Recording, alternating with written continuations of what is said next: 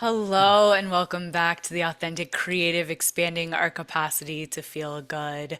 I'm really excited because I've been looking forward to having Jennifer Manocherian. Is that how you say your name? Last name That's Manocherian? yep.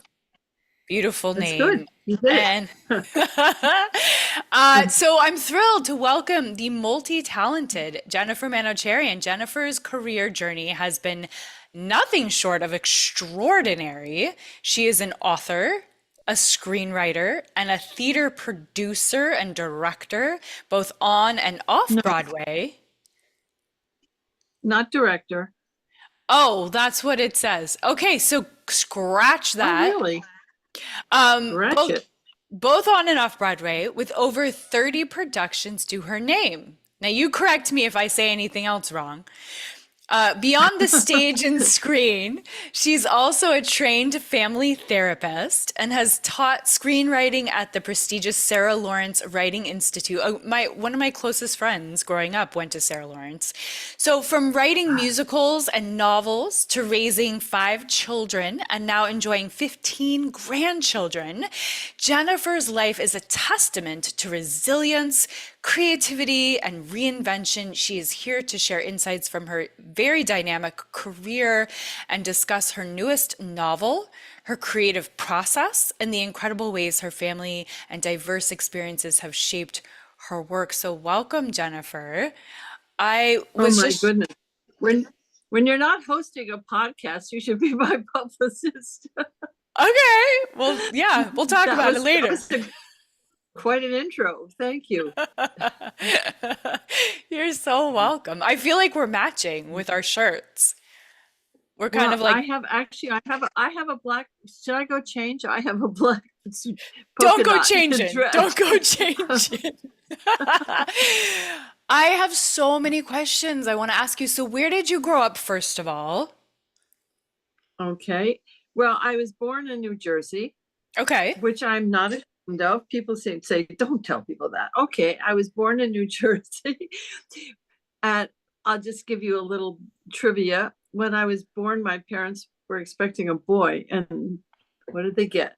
I was supposed to be born on my father's birthday, and I was supposed to be a boy. So I arrived a day late, and they named me Mavis because they didn't have a name for me. And Mavis was my aunt's name. Hmm. But a few weeks later, it was changed to Jane, which I only knew very recently because I found birth certificates I needed. I never knew I was Really? Mavis, and I loved it. I just think it's Wow. funny. Then I became Jane, and then when we moved to Connecticut, and when I was about 4, and they decided I wasn't Jane. I was not a Jane, whatever that meant to them. Oh my So then I goodness. became Jennifer. So anyway, basically I grew up in New Canaan, Connecticut, Okay. and then I always figured, let me get out of here. And then I moved sideways to Westchester, where I've lived Yeah. for a very long time. So I'm still in the suburbs. Well, I'm a city girl at heart. I spent a lot of time in Stamford, Connecticut.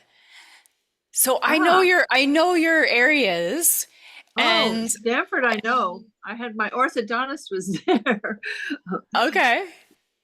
So growing up, were you always a creative? I'm imagining you were always an artist. No. Oh, I don't think so. Okay. No. No, I didn't. I was really a classic underachiever. I had two. I'm in the middle of three sisters, and my older sister, who's about 6 years older than I am, and she was a really good student. And I was, my younger sister was also a good student. So I was kind of the family scapegoat or whatever. Hmm. I was just always different from my family. I don't know.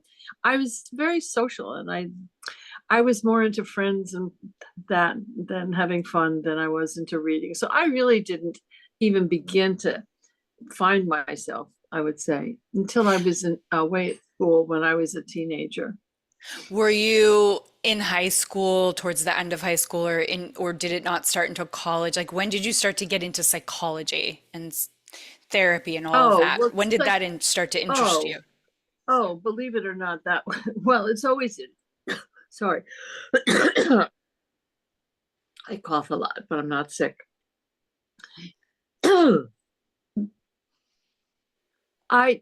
People always have interested me.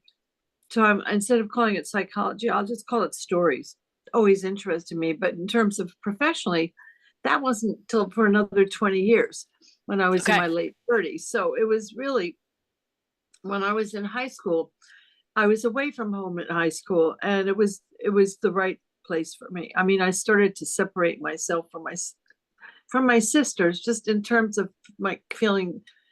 It's not that I ever felt competitive with them. In fact, my sisters I mean, I have a very good relationship, I think, with both my sisters, and we're not competitive with each other at least I don't feel it, but it did impact me, in terms of school.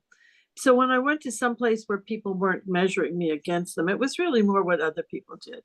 Hmm. And I had teachers who believed in me and encouraged me. And that's really when I began to think, hey, wait a minute, maybe there is something up there. Maybe I'm not just a little dumb blonde. And so that was kind of the beginning of my starting to take myself more seriously Right. and finding things that interested me. But And then you loved English and writing and yeah, reading, that definitely. kind of stuff? Uh-huh. Yeah, I love that. And I mean, it's really struck me funny when my kids were in high school. The the things we did, they didn't do any of. We had to read Chaucer in Old English when I went to school, and I mean, it was demanding and it was great. I actually loved it. And I went to Barnard, but I was so anxious to work. I had worked all my summers in a bookstore, and I loved it. It was a small bookstore, very personal, where I could actually run it on my own, which I did, and it was in the summers. Did you But think when you were working in that bookstore that you might be an author one day? never, I didn't think I would be an author until, I'm sorry, as you can see, I'm not a young person. It wasn't until in my 80s that I did this. I Wow, that's never incredible. never thought I could write a novel. I have friends who wrote novels, and it just didn't occur to me. I didn't think. I was more into screenwriting and that type of writing. I mean, dialogue comes naturally to me, Hmm. but the idea of sitting down and writing a narrative story that has to be a minimum of like 60,000 words, I mean, that was such an uphill climb that it didn't really, if it weren't for COVID, you and I wouldn't be talking today. It wouldn't have happened. Interesting. But it Yeah. took me So also other things. what gave you this impetus to, because you get the inkling, I could do this, and then there's the actual implementing of I'm gonna write something, and then there's this follow through of like really actually fully finishing it and then putting it into the world. There's so many steps. Like, how did you get through all those steps? Well, thank you, because that's really true. In fact, the last step of it is one that I hadn't anticipated and didn't enjoy, and that's having to then market your book. I mean, you have to Yes, learn a whole other profession as well. But totally. in terms of your question, I mean, I've always liked to write. I mean, I think it's kind of in my DNA. Both of my parents wrote things.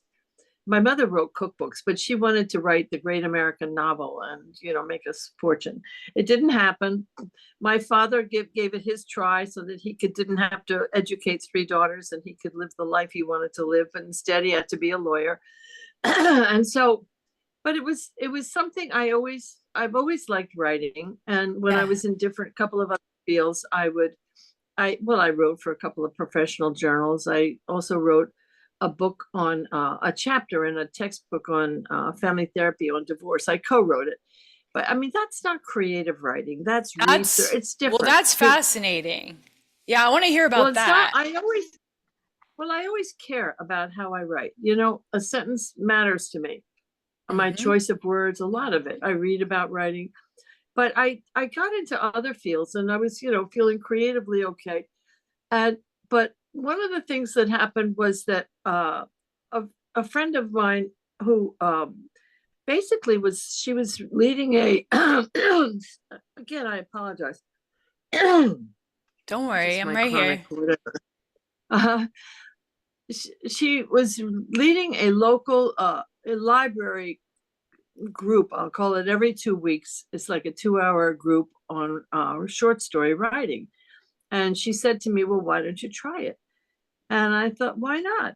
I don't know. I don't know. Let me find out if I can write a decent short story, because I do like to write. I mean, as I say, I've always, always written. And how old And were you when you tried that writing class? How old were you? I'd have to say early 70s. Okay, And that's and I amazing. just I love and I this. found, oh, well, if you've got your health, I mean, I have to say the first thing I have to be thankful for is my health. And my DNA, where you keep going until you die, and my curiosity. As long as you're curious, you can keep learning all your life. I Yes. mean, it's really, you can't manufacture it, but if you have it, you got to use it.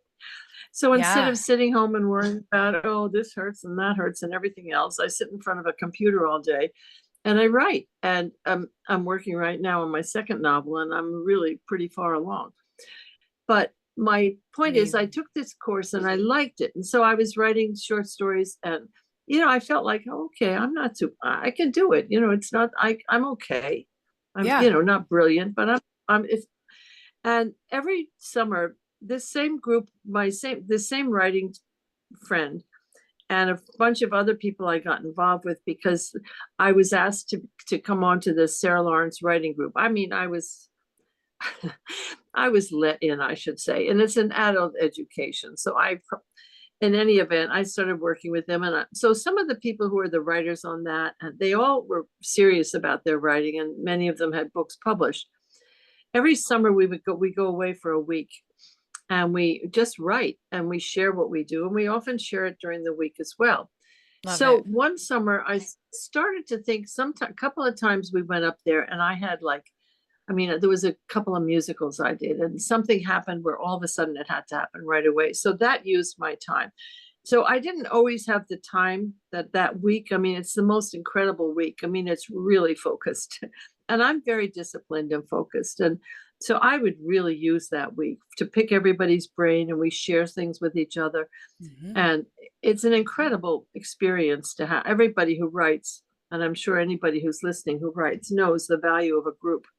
It's a community. I mean, you don't just write alone, if you really, unless, I don't know who does, but Hmm. I think you really need feedback from other people. You need perspective. Yeah. So anyway, it came And, up to me, oh, wait a and minute. well, and Jennifer, just to say that perspective, because my husband's a professional Hollywood screenwriter, you have to be able to take people's perspectives and actually learn how to sift through them too, which is such a skill, right? To take feedback and know how to not let it crush you and how to work with it. Well, if I think about it, a lot of it doesn't have to crush you if people know how to give good feedback. And most people who Hmm. teach know it. I mean, if somebody says, oh, you should do this and you should write this instead of, that's not good feedback. But if it's like, I don't really understand this, and what is this character doing? And you have too many characters, there's feedback that can be really informative. But if your ego is such that you cannot take in what other people say, then you'll do your own thing, and that's the way it is. But in fact, many years ago, I mean, many years ago, thinking about it now, it's over 30 years ago, my son and I wrote a screenplay together. I love And it. and then I also talked about having co-written a chapter in divorce mediation, in Yeah. divorce actually. Uh-huh. And working with somebody else it really depends upon who you're working with, and for how easy it is. But when I worked with my son, it was he's probably the only one of my kids I could work with. I mean, Hmm. I have 5 children, and for whatever reason, it was never about our egos, and we also had very different writing styles. So I mean, I'm more the grunt. Just give it to me and I'll sit and I'll work. I mean, 10 million And times I'll do pound it something. out. Yeah. And his is more like overview ideas. And so it worked for both of us, Right. because he Yeah. gave me a certain amount of control. And then he would come in and he would say this. And then I think, oh, I won't say what I was going to say. But I You have can a little curse. experience. All right, shit. But Yeah. it's like, I learned through that when I work with people that I work well with, my ego isn't a problem. And in fact, when I've done my musicals, we have a director, and then I have a lyricist and a composer and me, and the DP also, the photographer. we all work together. It's very, as your husband's a screen, it's very collaborative. Yes, And, yes. and if you're insisting on being right, or if you're Mhm. insisting, if you cannot work as a team, then it's going to be very difficult and it won't be fun for anybody. But I am a Yes. team player. I am a team player. So I'm able to take in what I hear. I mean, if I didn't have the people that I was working with up in the Cape in my group, they encouraged me a lot. I mean, Did you say Cape, up in the Cape, like Cape Cod? yes, that's where we would be. Yes, I grew up going to Cape Cod to Wellfleet. Oh my God. Well, my sister used to go to Wellfleet. We were in Okay. Harwichport, which I love. And it's just such an escape. And the house we're in was just perfect. It was like everybody had room and nobody was in each other's way. It's hard to explain, but we were together and apart as needed. Oh, And they encouraged me a lot. I don't know why. It's like blind faith. you could you can do it. Yes, go for it. So I started doing it. I started finding these characters. And then when COVID rolled around, hmm. I was mainly involved in theater producing at that time. And I had an office in the city and it shut down. Cuomo said one day, unless you're an essential business, close up shop. So I Yeah. didn't go into my office for 9 months, at which time I just Mm-hmm. bailed, left. That was it. Mm-hmm. So I had a year or two at home. My husband's working at home too, but it's more helpful to us to work on different floors. And what So does he do? Is he a my, creative? my husband he's a businessman. He does real Uh-huh. estate and he's also Okay. he does investment stuff. And Yeah, it's a lot of, but it's better for us to kind of keep our areas separate. So I totally. would say, and he likes, and in the past I would be out the door very early. It's like I get up and I'm ready to go. So we rarely had breakfast together. COVID gave us a whole different life. I mean, it Yeah. really changed it. And it's still what COVID gave us, the Yeah. benefit of spending more time together, being home a lot, which I love. I have my animals and I just like it. Yeah. I don't commute. I save a couple of hours a day. Mm. But in any event, the point is I had all this time. And so I decided, okay, I'm going to make this work. I'm going to put it together and figure out how to do it. And the people that I had worked with, my writing team, shall we say, group, Mhm. they write very well. First of all, there's the group, my library group, which gives me, I can, when my turn rolls around, I can read a chapter or something and I get feedback from them and it's always valuable. There's Yes. always something I learned. There never, ever hasn't been. And but that's one. Then I also have my sisters who I may give it to read and they'll offer honest feedback, whether I like it or not. Other people, I want to trust that people are going to tell me what they think because it's not like this is it, I've finished and it's being published. And then I don't want to hear how much they don't like certain things because Because you it's can't do done. anything. Yeah. It's cooked. It's already cooked. It's out of Yeah. the oven. Yeah. But if it's still a work in progress, I'm going to hear if there's something, if it makes sense to me. And so one of the people in my group, for example, I'm used to screenwriting. In fact, I've been working last year, I made a movie, but that's a whole other subject. Another movie, the one I There's did in the so night. much there's like 100 hours I need to talk to you. Seriously. Because I want But to the hear all one I about did your theater stuff too. oh, well, anyway, the one I did in the 90s is still on Amazon. It's still on a few What's places, that YouTube and called? stuff. It's called Family Blues. Okay. And anyway, I forgot what I was saying. Oh, Well, so I'm one kind so of putting you all over the no, place. no, well, I mean, to be talking about my writing, I mean, I'd love to have people be interested in my book, but Yes. my one of the people in my group is, is a type of writer where she literally, she will paint, she will be in the room. I mean, she will make everything.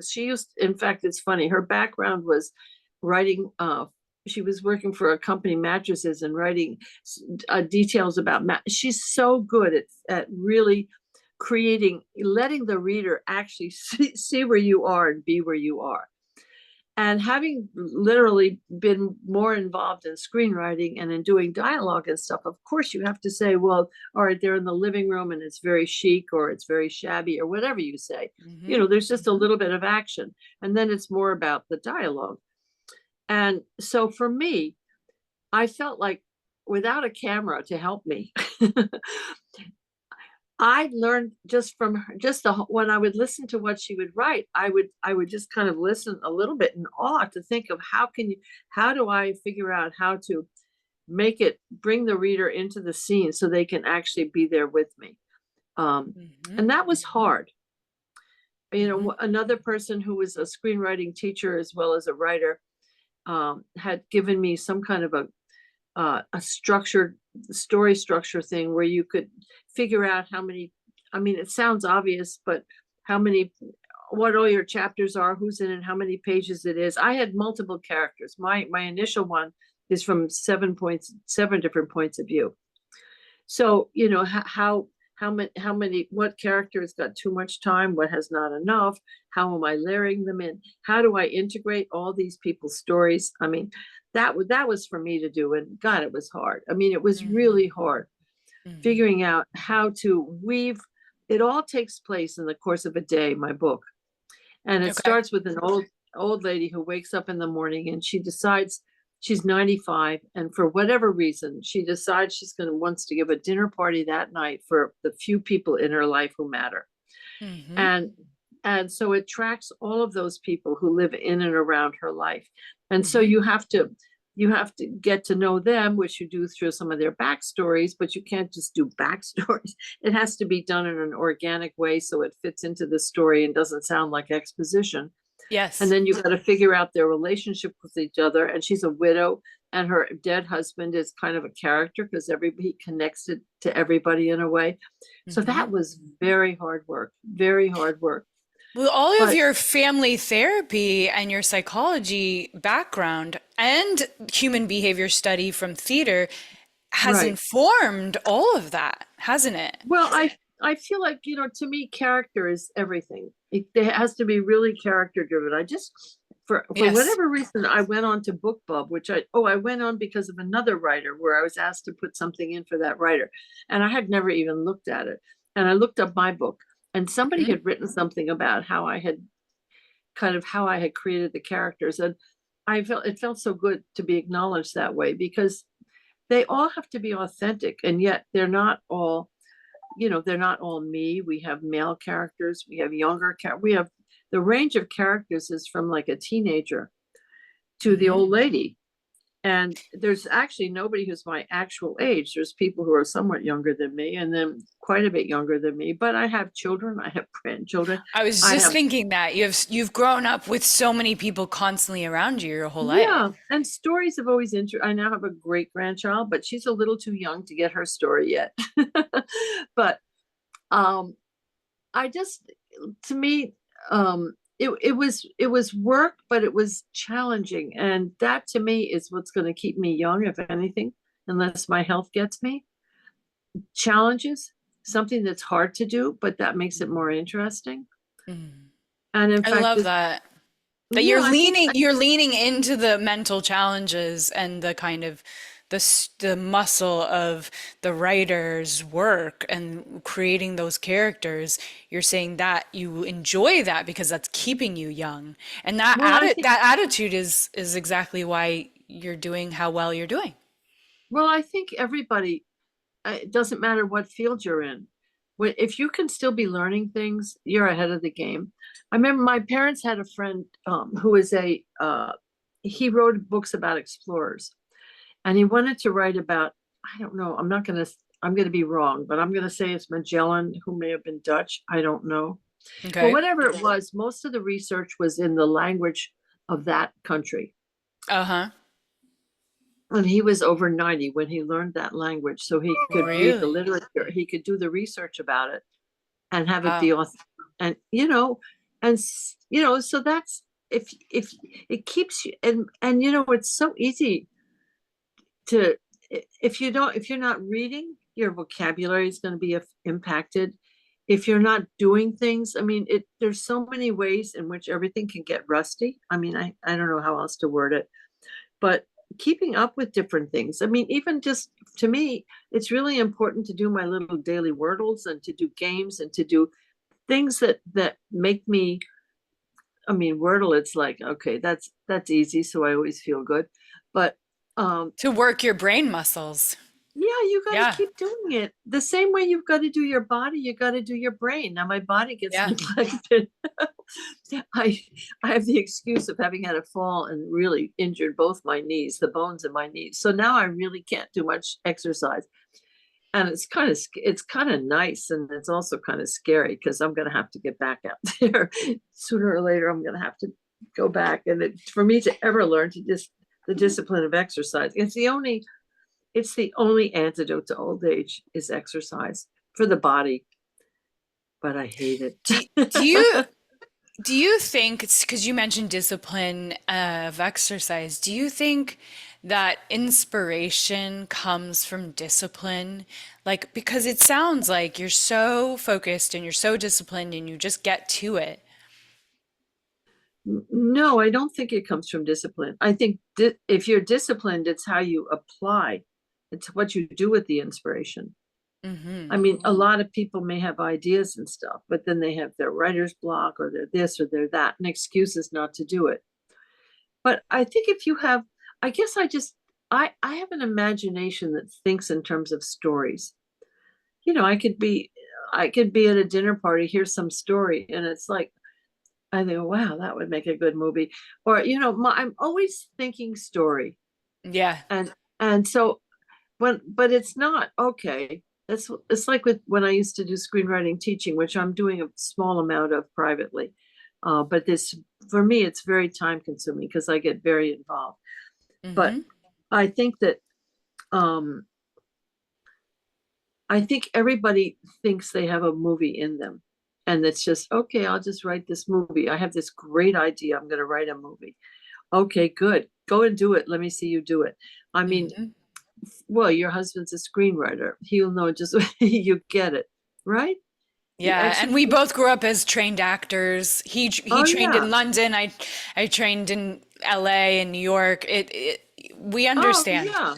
Yeah. Yes. So the execution of it, the craft of it, shall we say?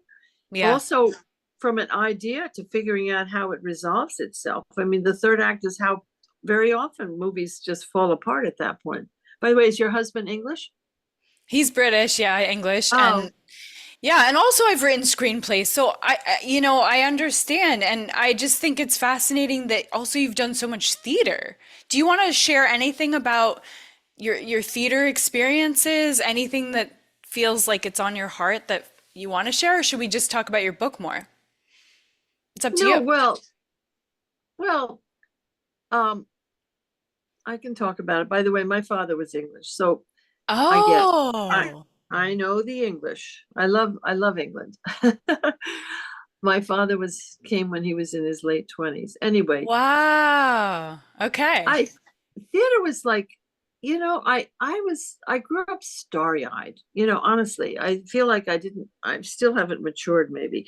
Um, when I was a kid, it's funny, my mother was very well, she was a workaholic at heart. And she was uh I don't know what to say. I'll say this. When I don't want to be critical of my mother because believe me, I admire so many things about her. She had an amazing mind. There was nothing, I mean, anyway, she's a whole other Yeah. podcast, my mother. Yeah. But well, my parents were both drinkers, and so I mean that kind of clouds things, but not really because it gave me such freedom. I'm so appreciative for the way I grew up. Believe me, they were submarine parents, not helicopter. And so I benefited from that. But when we were sick, my mother would like buy me ice cream and movie magazines. And it's amazing I wasn't Oh, always sick right. because in those days, believe when I was really young, we didn't have TV till I was about 9 or 10. And we had radio, and they had these wonderful soap operas. So I'd be home and I'd listen to soap operas, and I'd eat ice cream, and I'd read movie magazines. And I had such, I don't know, just kind of, I was always drawn in some way to the entertainment business. Yeah. And then my parents had one of my father's law partners, actually the man who brought my father from England to America, was, his name was Lawrence Langner, and he founded an organization called the Theater Guild that produced all the Rodgers and Hammerstein musicals. And so my Wow. parents were friends with Richard Rodgers. I mean, they were invited to all the openings of these big Rodgers and Hammerstein musicals. So my parents were on the periphery of kind of this glam life. Daddy had, Mhm. his closest friend was an actor named Tom Helmore, who was never very famous, but Tom always worked. He was in Vertigo. That was his claim to fame.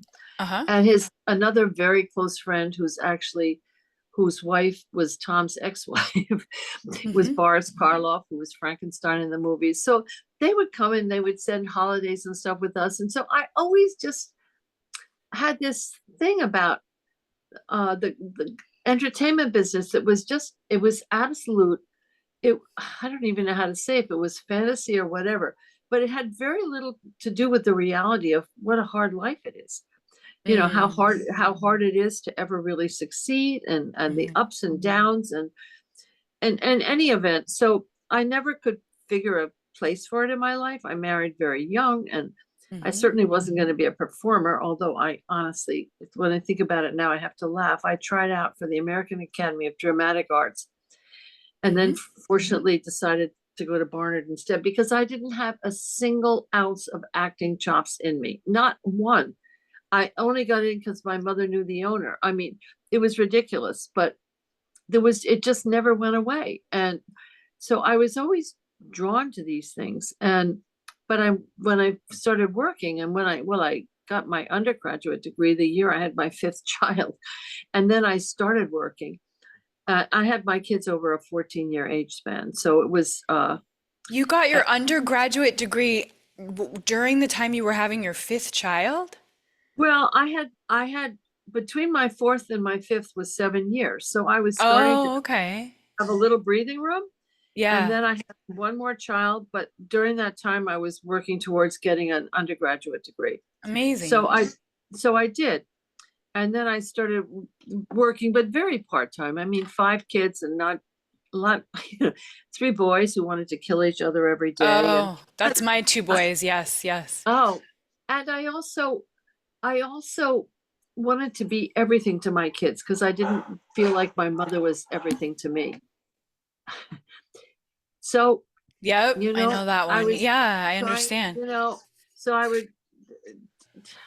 I would do some work for a little. Oh, when I first started working, I don't even remember the question you asked me. Theater, okay. But Yeah, I theater. was working part-time. I was working part-time in public relations. That's the first thing I did. And I would like two Okay. days a week. So if that felt okay, right? The balance, the rest of the time I could be with my kids. Hmm. And so everything I did was kind of easing into how I can do this with my family. And obviously the, I couldn't be everywhere for everybody, even if I hadn't worked. I mean, my kids had such different needs. I had a teenager when my baby was born.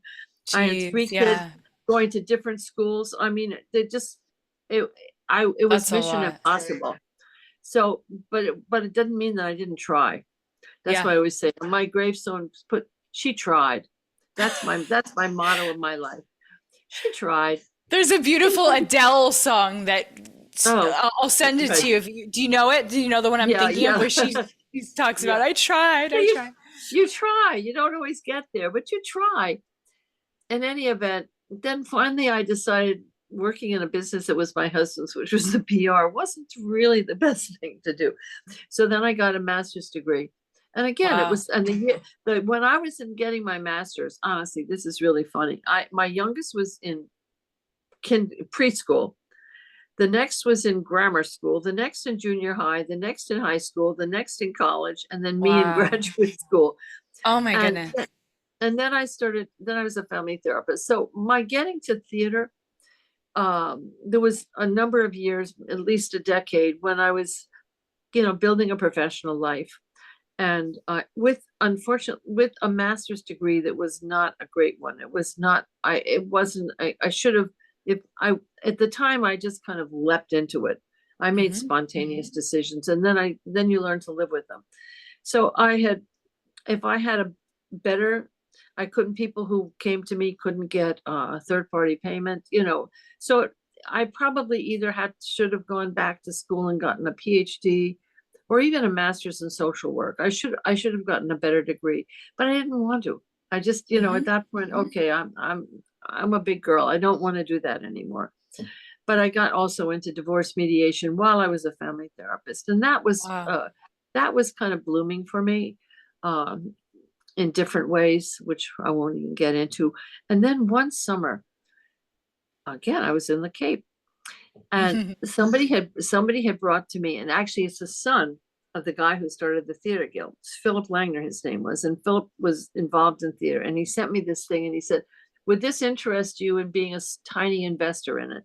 And he sent me something, and it uh it was a musical called Raggedy Ann, and the music was done by the guy who wrote. He's since died, but he had written music like Kermit the Frog music. He'd written for Hmm. Sesame Street. He was a very good Oh, songwriter, wow.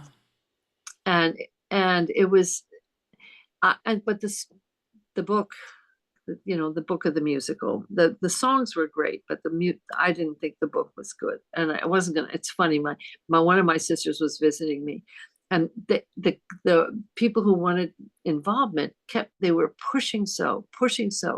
I said, the next thing you know, the guy is gonna Pat Collins, who was a theater critic and who was married to this guy. Next thing I know, and she was on TV a lot, Pat Collins. Oh my God, I shouldn't be saying all these things, but Pat, I said to my sister, next thing you know, Pat Collins is going to come to my house and to offer to have her husband sing me the music.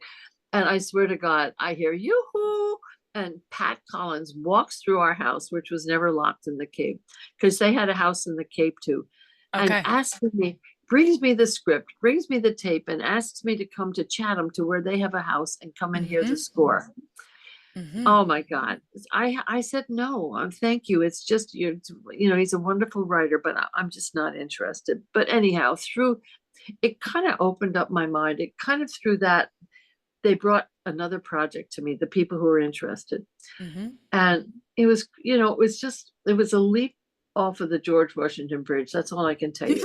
It, it was a play by the author of Agnes of God, John Peelmeyer. Yeah. And I was given an opportunity to get involved.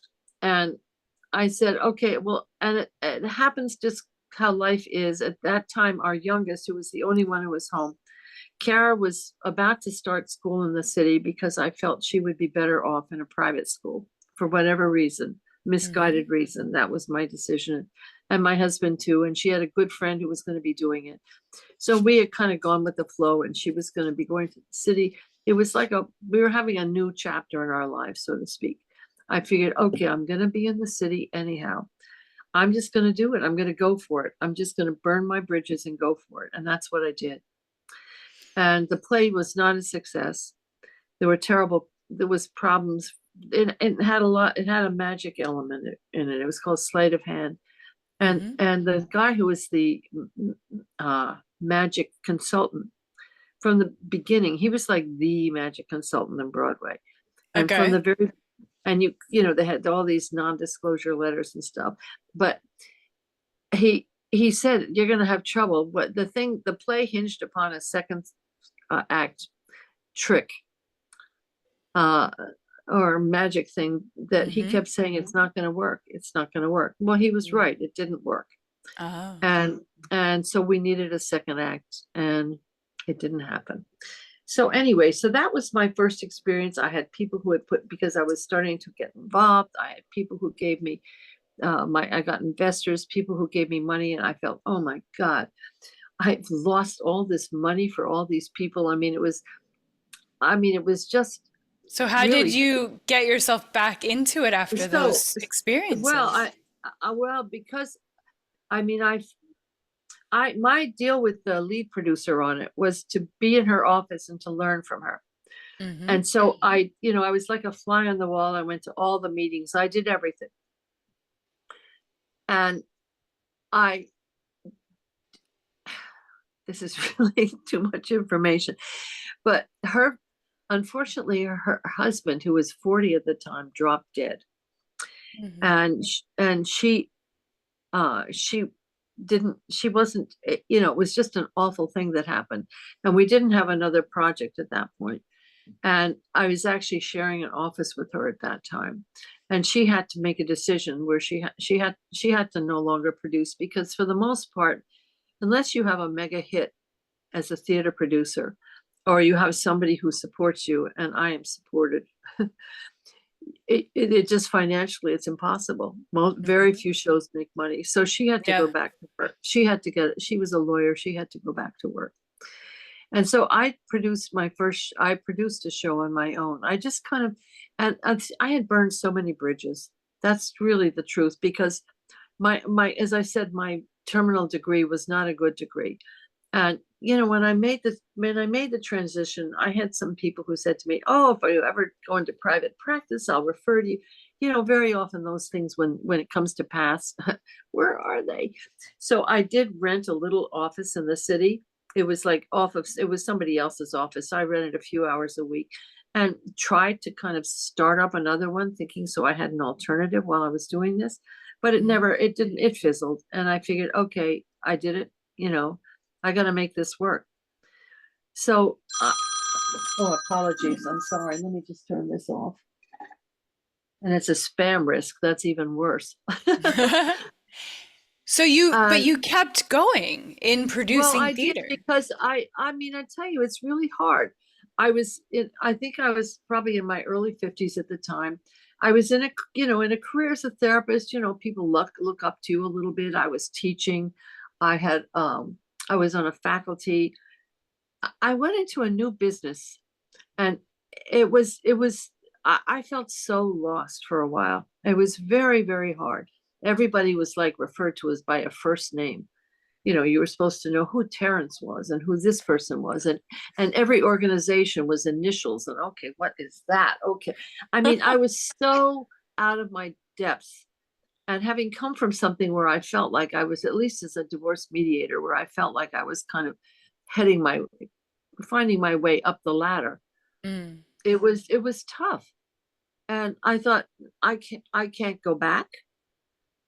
And I just gotta hang in and figure this out. I don't listen. I got in my 30s, I was going to school with my kids. In my 40s, I was, working in the fields. And I didn't have in my head what another step was. Let's put it that way. Hmm. I, if I had had a talent, if I didn't have a fallback position, but I knew I wanted to keep working. So I stayed with it. And the theater at the time I got involved initially, there's a lot of shows I've been involved with. There were a couple of shows off Broadway. That first show I produced all by myself. And it was an interesting idea. It was a story of a girl who she wanted to go to California and audition to be Scarlett O'Hara in Gone with the Wind. Okay. And What was that she one was called? it was called the Palace of Amateurs, and it was about a place in rooming house in Los Angeles that people came to. And Laura Dern was the girl, and Oh. at that time her boyfriend was Kyle MacLachlan, and he was the guy. And I mean, we had an amazing cast, but unfortunately, another show where didn't have the right last act. It didn't last, but it was quite an experience, a real trial by fire. And I was on my own on that one, because Suzanne, my partner, she wasn't in it anymore. And then I went on. I did another off Broadway show, actually, and that was a very frustrating experience. Well, I did a couple of others. Now I'm sorry, I have to remember it. I've really done a lot of shows, but I did a review. I did that with my partner after her husband had died, and then she left it. But we did a very cute review off Broadway, which had a couple of people who became very successful, Donna Murphy and Vianne Cox. And and then we did Hello Mother, Hello Father, the Alan Sherman musical, which was a little story based on their stuff, which was very cute and just opened on a weekend on Memorial Day and never got reviewed. I mean, the review was buried. In those days, they used to have reviews buried in with wedding announcements. I mean, it was a whole other era. So what And was then your I got favorite one that you produced? What was the favorite of yours when you look back? well, well, the answer, I just to quickly, before I answer that, I'm Sure. not very big on favorites. I have things that I really particularly love. But what happened with producing is that as it became more and more expensive, they had Mm, to add on more and more producers. So there's the lead producers who are the ones who get the property and they bring in the director and the cast and they do the major heavy work of it. And then hmm a lot of people who call themselves producers and they're above the title producers, but basically they've raised the money. So Yeah. initially, It's like as an that kind of executive producer versus like a boots on the ground producer. That's, But yeah. yeah, but you're not called, they don't call it, now they have a title for executive producer, but in those days they didn't. And Yeah. it was just, you were called a producer and you were involved. I mean, one show I did I loved was called August Osage County. And I had gone out to see that play in Chicago and I was dying to be a lead producer, but they already had as many people as they wanted. I wasn't able to get in. I tried, but there weren't that many producers on it. And so I went to all their ad meetings and all their things, and I spoke up. I mean, I didn't have a vote, but I had a voice, and I enjoyed that. For a long time, that's the kind of role I had. And but as it became over time, as things got more and more expensive, now it's insane. To do a musical, it's like $20 million. Even an off-Broadway Jeez. play is probably minimally 6 million. You never get your money back, but they need more Mm, and more people to do these things, more and mm, more. And so mm, with the more and more people they need, the involvement is less and less. And I hmm wasn't finding much creativity in it at all. I mean, it just kind of took it away. I mean, so that's when I began maybe writing more on the side. And So you could have more creative control. You could have your I voice. I need to, yeah. I mean, the last thing that what in terms of the shows, there were some wonderful shows I did that I can't say I produced them because I was really helped to raise money for them. But there were some things I had a lot of fun with, like Thoroughly Modern Millie with Sutton Foster. There was one that I was quite involved in producing with for a variety of reasons. It had Whoopi Goldberg. It was Ma Rainey's Black Bottom, and I love that play. And it was there was a lot of goings on behind the scenes. And a friend of mine who had gotten into it with me, we were doing a lot of the producing part of it because I mean, even the general manager wasn't allowed backstage. So it was a complicated thing, but I loved that play. I loved Caroline or Change. That's like one of my favorite plays ever. I didn't have any involvement really, but had a producer billing, and Hmm it's an absolutely wonderful play. So I've had there's a number of plays that I've really loved, but the one that was the most creative experience to me in terms of producing and being involved was a dance musical that I co-created with Chris Catelli, who's a choreographer.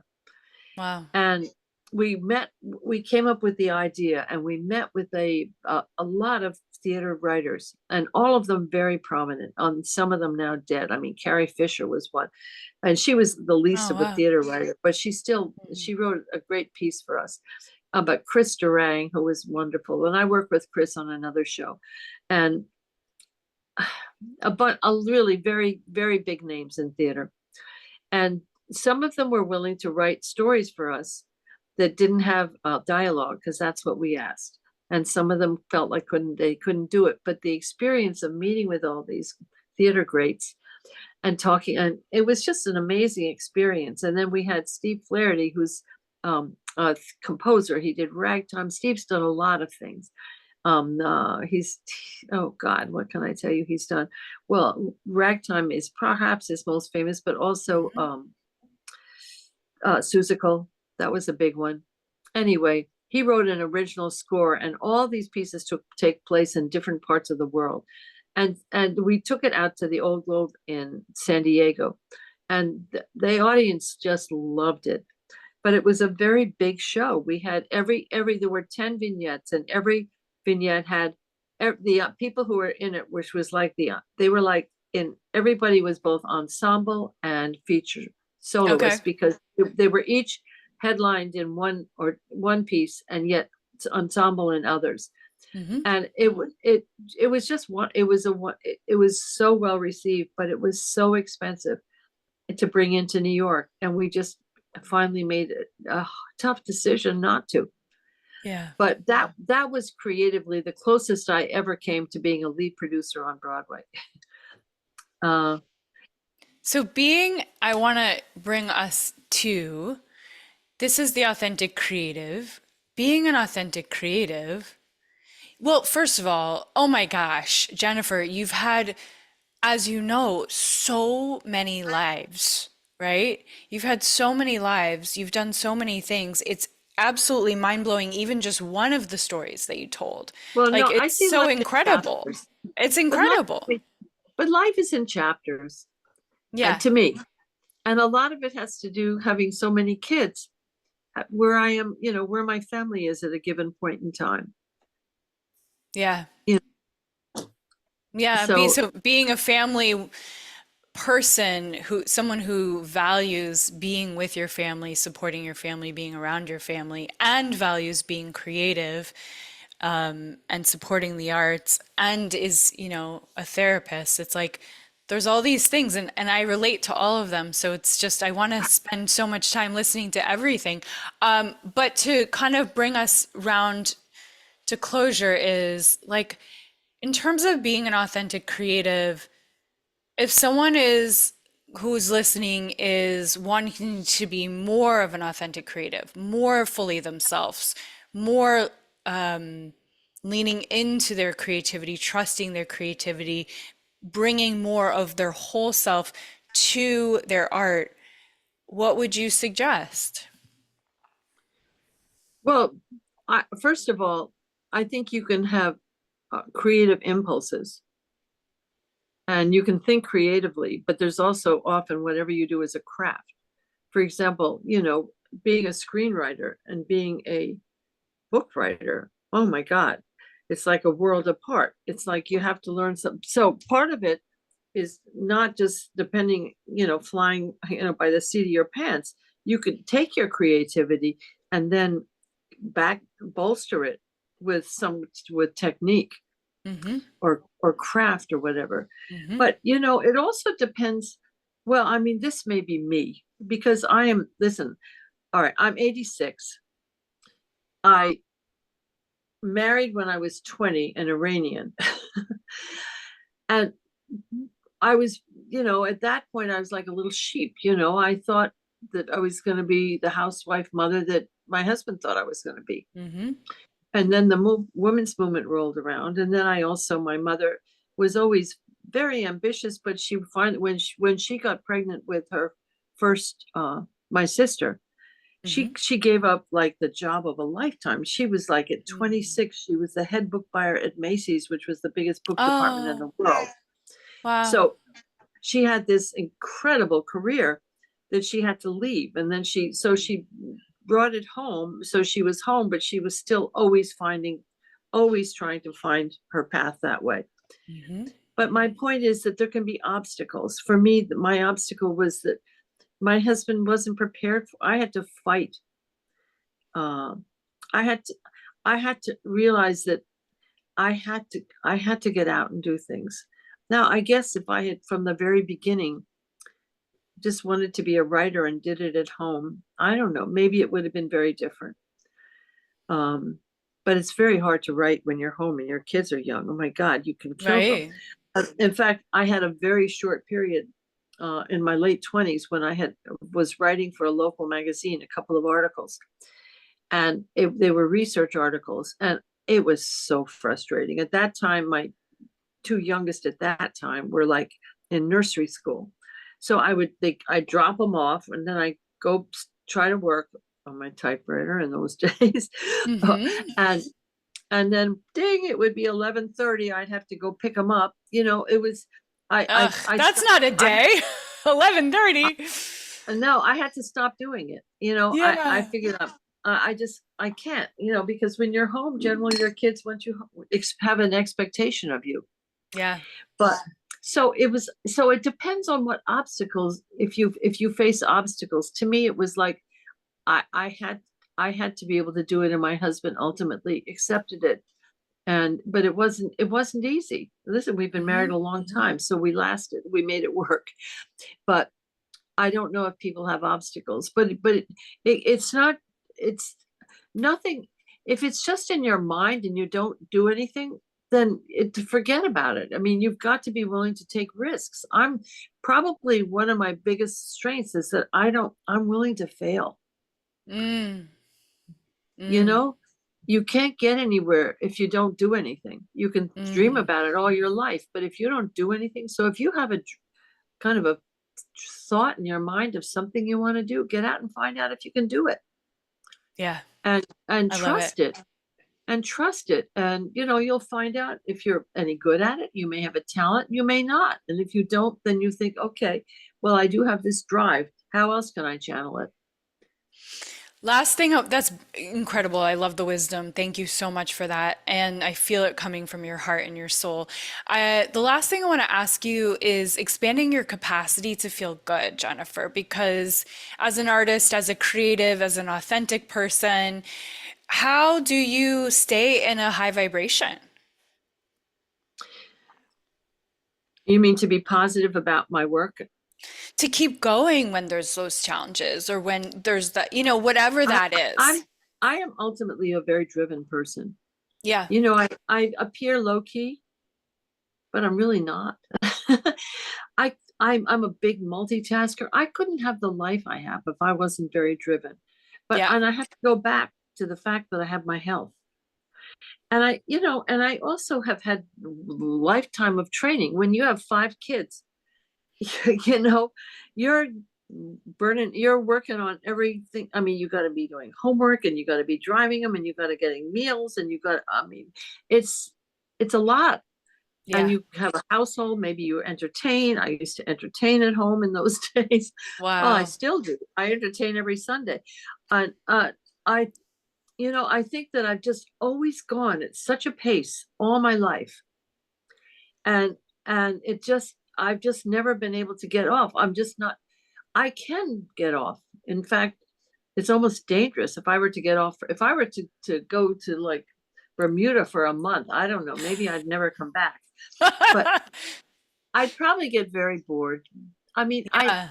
So it's expanding your capacity to feel good for you sounds like just staying involved, just staying in well, it. not getting, yeah, and not getting depressed. I mean, there are times when if I have issues with listen, I have children and grandchildren. My grandchildren, many of them are adult now, and I'm close to hope to most of them.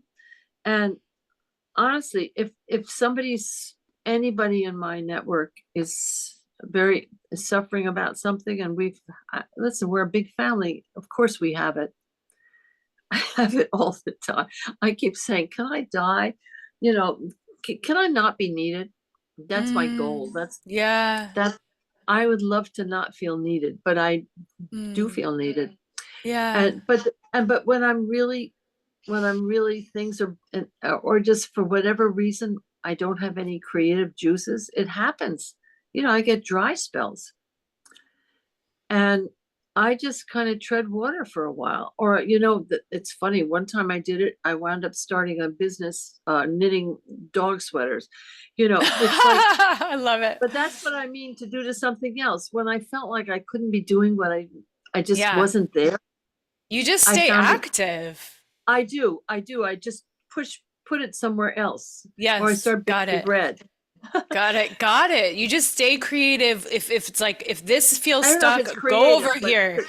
Well, it's it's what productive. you it sounds creative. You mean knitting, baking, it's all very creative. Yeah. Well, thank you so much, Jennifer. I mean this. I know it sounds like just a thing I'm saying, but I really mean this, that we could do like so many, I mean, we could do a whole podcast series with, because there's so much you're an expert in, there's so much wisdom Oh, that you have, and you have such a positive attitude. And I know you're human, and I'm sure there's things that you know, complain about, but like clearly the grit, you know, the pluck, the, you know, that ability to just keep staying involved, that's really gotten you quite far. So your book that you want to have people read, where, what's it called? Where do they find it? oh, I should have it right next to me, which I don't. I don't even know if I have a copy. It's called Alphabet, Bette. That's the name of the old lady. And if oh, I wish I could run and get a copy to show you. I love the jacket, and it's on all online sites, anywhere you Okay. want to get it. I also have a website of just my name, jennifermanocherian.net. And Okay. on that, there's also information about that and a couple of, I I have your links already lined up. They're oh, already all right. ready to go. So Like, we're good. I just wanted to all know right. like what you want to share about. Yeah. Yeah. My musicals are on that. And Okay, good. Okay, good. but I'm going to end with something Yes. because this weekend I went for 2 nights with my younger daughter to a spa, and they had a lecture one night. And and I always, I'm a little bit cynic. I'm not a little bit, I'm a cynic, but I went to it anyway. It was about gratitude. And I tell you, in fact, I have my notes right here. I came out of it, and that kind of ties in what you're saying with what people do when they, to keep them going or to keep the spark going, the energy. Hmm. You can either focus on what's not working, or what's wrong with your life, or all the different things you can think about, Hmm. or you can focus. I'm going to find his little thing, or you can focus on what's good. Here we go. Notice and appreciate what's good. I took them with me. I love So it. if you wake up in the morning and you're thinking, oh God, my body really hurts, I can't get out of bed. Or you wake up in the morning and you think, oh, come on, kitty, come lie with me. Or listen to the birds, or look at that sky. And if you can really, really try to feel gratitude and make that your base rather than all the crap in your life, it Yes. can really, it can change what I don't know if it's you're either born with it or you're not. So I don't mean to sound like such a Pollyanna. I happen to be a positive person. Whatever I go through, I get to the other side somehow or other. But I think to the extent to which you can try to think about how much you have to be grateful for. You're not in LA right now with your house burned down. My dad's house burned down from in the Oh, Pacific Palisades. Yeah, oh my God. but he is so grateful because all of his There we friends go. from his childhood New Rochelle friends, his, you know, all of his people that he just wasn't in touch with, he collected the treasures of the heart. He lost the material possessions, but he collected They're here. what Well, I really think they're truly here and here. matters. Yes, yes. Well, I know, yeah, I know people whose house burned down where nephews there. I mean, it's awful. Their dogs burned in. I mean, and then the people who lost everything, their lives. I Yes. mean, so that's not me.